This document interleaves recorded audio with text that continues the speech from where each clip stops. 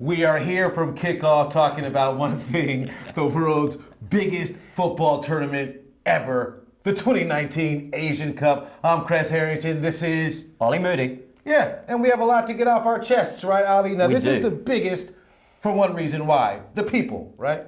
Exactly, the number of people in Asia, you've got 4.5 billion people in Asia. India, China alone have got over 1 billion each. They're both obviously taking part in this tournament.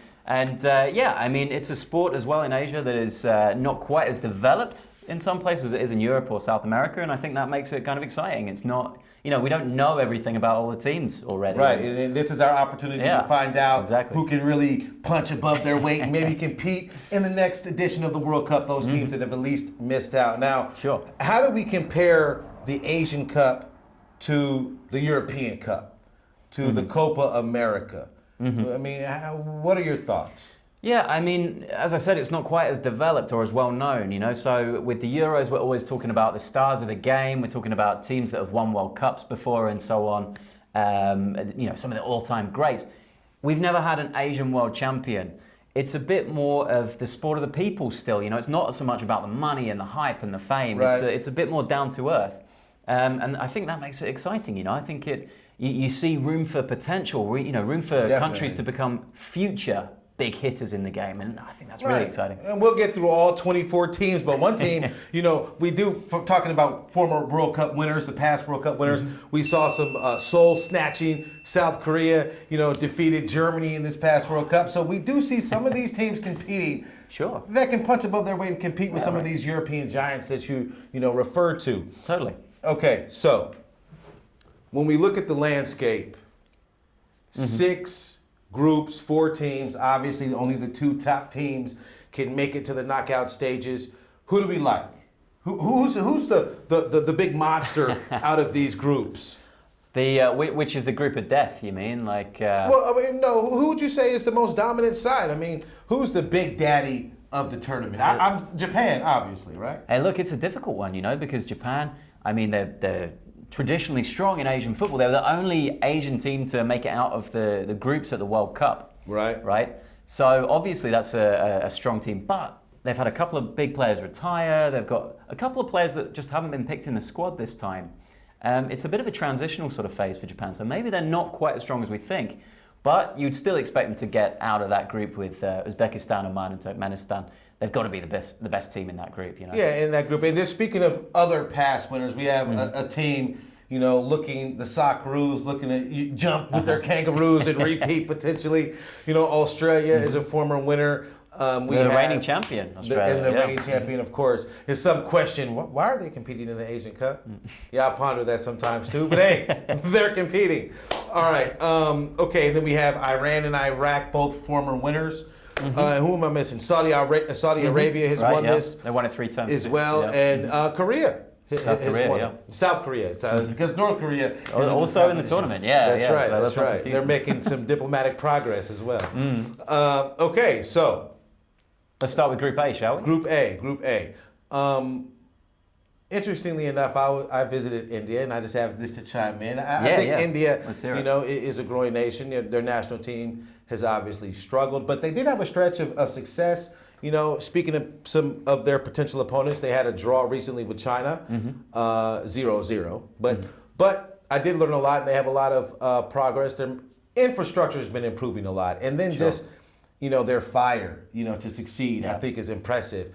But you got to go with the UAE as being a favorite in this group too. Hey, they're the hosts as well, I mean, they've got the home advantage. They've got the crowd on their side. They've got, they know the conditions. Only crowd, right? This is going to be an issue we'll talk about later. Okay, so UAE, you feel that can advance out of this group? Sure. And who else? I like Thailand. That's a country that does have, although a lot of people don't know about it, it does have, footballing tradition and heritage. They've got some teams that have been big hitters in the Asian Champions League in recent years. Some good players coming through. They just lost the Southeast Asian title to Vietnam. So they're going to be hurting from that, and they're going to want to put on a good show. They did well in qualifying too. So I think Thailand's a good one to look out for. Okay, so let's, because we're here predicting, so let's just, cut the fat, basically. All right, so in terms of teams, I'm reluctant just to X out India because you always have that, you know, you do have that second chance to kind of fight your way back into the knockout. So, let's see, we see... Question mark. And then Bahrain, we're not giving any... I don't think Bahrain have a chance. I don't know much about Bahrain. Yeah, sorry, Bahrain's got to go. Bahrain's got to go. All right. Okay, now before we get to Group B, we do have something to tease. We have a great playlist. You should check out all of the videos below on our channel because we have great reports focused on several of these teams. I went to India and interviewed this guy, the Indian wall central defender, Sandesh Jingan. He promised he'd have a big tournament. I'm expecting him to keep his promise. We'll see. All right, now speaking of the defending champions, you know, we have an Australian colleague out there that's pretty confident that they can repeat. They're expecting it, he said. Even. They're expecting, exactly. How's that for confidence? Yeah, right. And then I heard even something crazier that if there was no such thing as Australian rules football, they'd be a top 5 team in Europe. That was a big shout. And they're competing in the Asian Cup. So let's move on. So you think this team is guaranteed to move on? I think they'll qualify out of the group, but you know, Australia, they've had a couple of big players retire since the World Cup with Jedinak and with Tim Cahill, who, you know, those guys scored a lot of their goals to get them to the World Cup and at the World Cup as well. Right. But don't forget, they actually played against Syria in the World Cup qualifier and narrowly beat them. So this is maybe a little bit of a grudge match for Syria, a chance to get a bit of revenge, you know. They'll surely be desperate for that. Syria, I think, as well, they're well set up. And Syria and Palestine as well in this group. There's two of those teams where you look at the situation in the country and you think it's kind of inspiring that they're, you know, able to perform at such a high level when, you know, there's so much kind of, you know, turbulence and conflict. Yeah, of course. So, you know, a lot of respect for the team.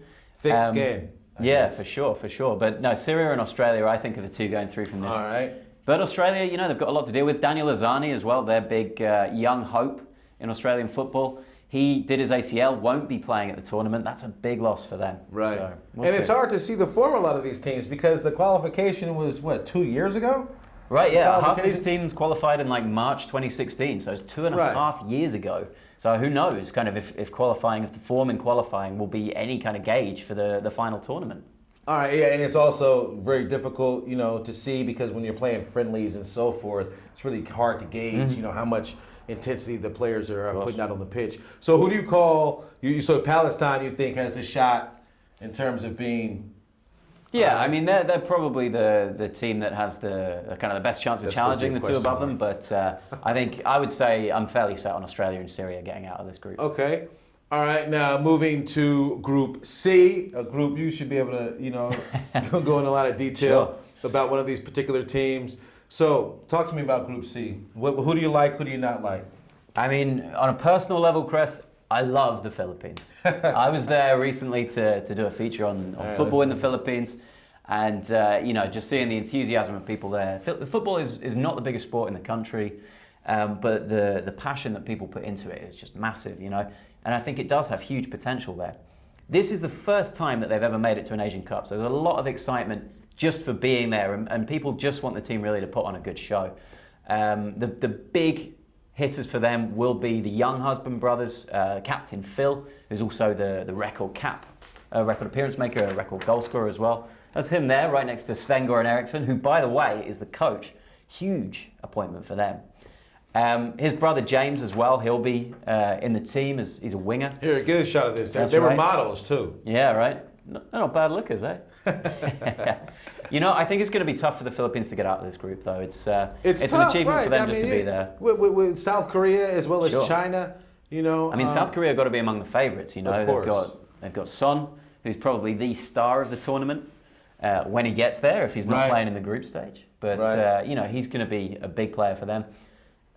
You mentioned the Germany win. That was a big. You know, obviously a big way to go back home because they were out of the tournament. So I'm sure they flew home with smiles on their faces, no doubt about that. And all they can look forward to is this particular tournament. So here we are. They won the Asian Games as well. The football at the Asian Games recently.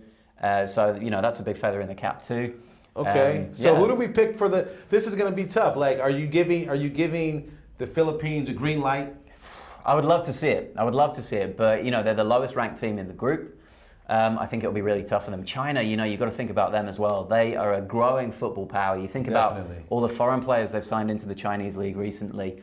You think about years of investments. Yeah, exactly. They had a deal recently with the DFB, the German FA, to have one of their youth teams playing in a German regional league. So they're serious about getting big in football, and I think they will probably be the team that goes through in second. A very experienced team too. Lots of players in their late 20s, early 30s who have played a lot of games at international level, so they've got an advantage there too. And I mean, okay, so we're going to give Philippines the advantage over Kyrgyzstan. Yeah, Kyrgyzstan, another newcomer. So we've got 2 debutants in that group, which makes it interesting. It's two of the most experienced teams, so there's a bit of contrast there. I do think it'll be the top 2 going through there, and I'd love to see the Philippines get at least a win against Kyrgyzstan. That would be huge for football. We'll give them a possibility. Maybe they get through. Okay, now D. Now D is a very interesting group because you have these 2 teams that have an interesting history of conflict. I remember that. I think I might have been in 7th grade or something like that. Iraq and Iran, 2 former winners of this competition. Vietnam, Yemen. Are you just going with the obvious and picking the top dogs, the teams that have done it before? No. No. You might have expected that, Kres. No. I mean, Iran, I think will get through. They're the highest ranked team out of the tournament, Iran. So, you've got to think they've got a good shout. You remember they pushed Spain and Portugal all the way at the World Cup as well. Yeah, that was a serious game. I do specifically remember that. I do, yeah. And I think what we all want to see from Iran is a replay of that throw-in from the end of the game. The end of the last game of the World Cup where he tried to do a flip and he cocked it up. If we see that, his Instagram moment. If we see that again, then it's a successful tournament for Iran. I don't care whatever happens. I think Iran. I think it's a no-brainer to pick Iran. But I'm going for Vietnam in second place in that group. Vietnam have been crowned the Southeast Asian champions recently. They played really well in the Suzuki Cup. Thoroughly deserved to win it. Okay. This is definitely a growing football nation, Vietnam. They've got a lot to offer, and if they play like they did at the Suzuki Cup, I reckon they'll make it out of that group. All right, and obviously, if a team has a chance, because obviously the third team might have the opportunity to advance as well, and between Iraq and Yemen. Then I'd probably have to go for Iraq as the team that has the best chance. As you say, past winners, you've got to look at that pedigree. So, just like the alphabet, obviously, E is next. Saudi Arabia has won this tournament. Qatar. We're going to see. This is a litmus test for Qatar. Sure. I've heard good things about Qatar. They're hosting the next World Cup. We get to see how they do in this particular tournament. Lebanon and North Korea. Dennis Rodman might be in attendance. Someone out there. Maybe Trump will turn up. Yeah, exactly. All right, so who do we like in this group? Who do you like, Ali? You know what? I'm looking forward to seeing that match between Saudi Arabia and Qatar. That's going to be a huge grudge match. I mean, these are 2 countries that have got a huge rivalry at the moment, like politically and everything. Yeah. Saudi Arabia is like blockading Qatar at the moment. You've got to think those players are just going to want to go out there and they don't care what happens in the rest of the tournament. They just want to beat each other. Right. So that's going to be a great game, I think.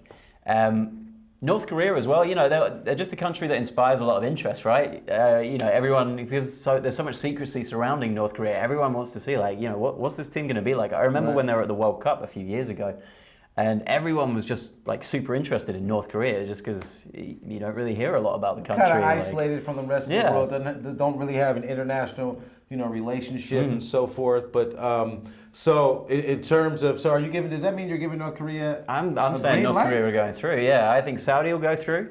Saudi Arabia.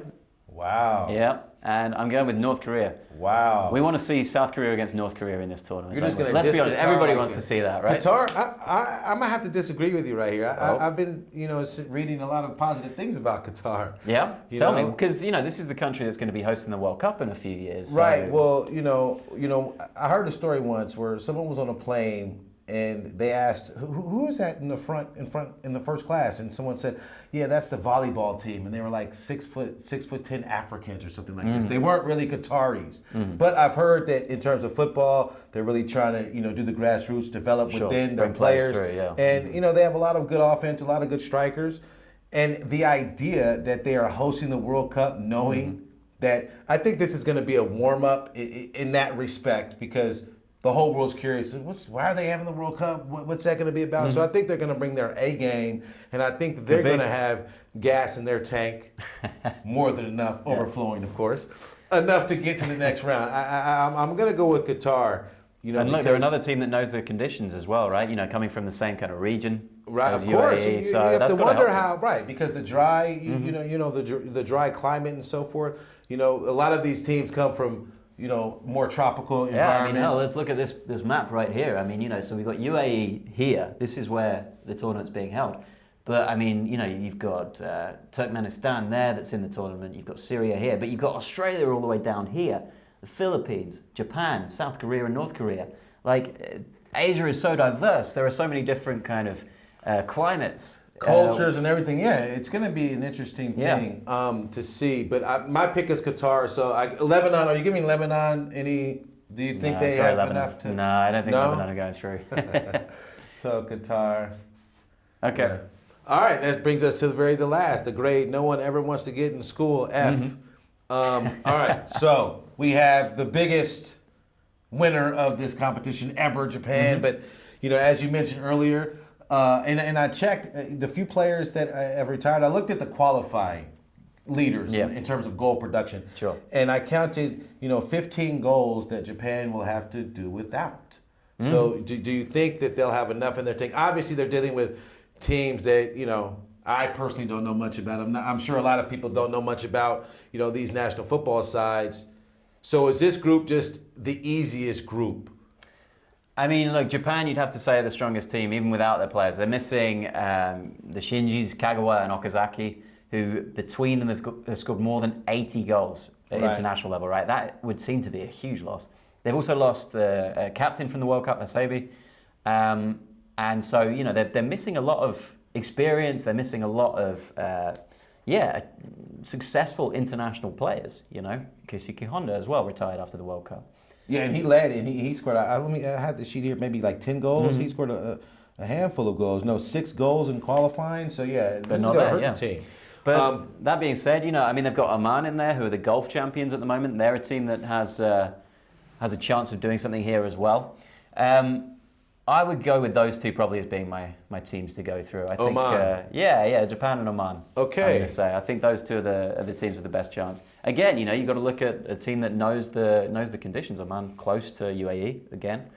They're used to playing in that kind of heat and that kind of climate. Right. More than Uzbekistan and Turkmenistan, a bit further to the north. That's going to be interesting to see how teams climatize themselves at this tournament. So who gets the olive branch? Who gets the olive branch? Let's say Uzbekistan, I think. Okay. So we got our predictions. All right, we got our predictions, but we can get ahead of ourselves and just take the long shot. I have some betting odds here. Yeah, go for it. Yeah, so it looks like the best odds are Japan have the best odds. Mm-hmm. Well, like you said, they're the team that's won it the most times. So that's why. Perhaps that's why. It's the history, on their side. And they are still one of the strongest teams, without a doubt.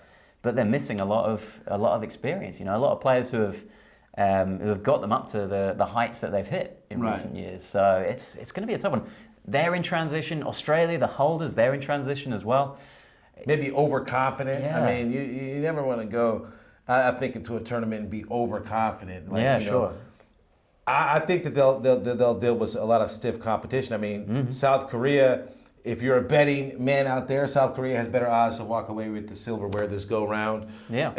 And then Australia, UAE, obviously as hosts. Because if you get a takeaway from any major tournament, you can look at Russia, the way they kind of performed in the World Cup. Right, yeah. Everybody thought they'd go out of the group. Right. I did. I did too. If that's not a benchmark, I don't know what is. And so you're going to have to expect, and especially with the home support. I expect them to do well. Now, I don't know, when we get to the thick of things like the Final Four, I don't know if they'll be, in that mix, but I definitely think they will get out of the knockout stage. We expect to see a few of those teams in nice run. in the late stages of the tournament.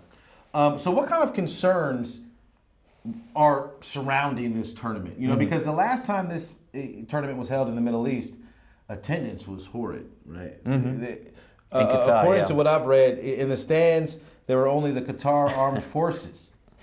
Yeah, that doesn't exactly speak for it, does it? And I'm like, and you're on duty. That means you have to be there. That's not a choice. Yeah, and that's the country where we're going to have the World Cup as well. So, but this is part of what FIFA has said for years as well. They want to spread football to new regions. They want new regions to kind of build up supporter bases, This is a chance for the UAE, obviously, but also for the whole region to kind of show that that's changing, that football is becoming a big deal there, and that this is a region that could become a footballing powerhouse, You've got a lot of ownership of big European clubs as well. Definitely. From that region, Manchester City, PSG, you've got Qatar sponsors a lot of clubs. Qatar sponsors Bayern Munich, among others. Yeah, I just saw that on Niko Kovac's jacket.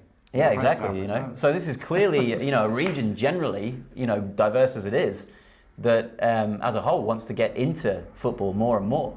So, this is the chance they have to show that whatever it was 8 years ago, that things have changed and that now there is support. Right. I mean, that's crazy because if this does go well, so are we seeing a big transition from having, more Middle Eastern countries host large tournaments? Because one thing I could suggest, since there are all of these high rollers in terms of these, financial powers, owning all of these teams, they should do something to subsidize ticket or flight price, like charter some planes to get some support. Let's look at this, right? So we're coming from all the way over here.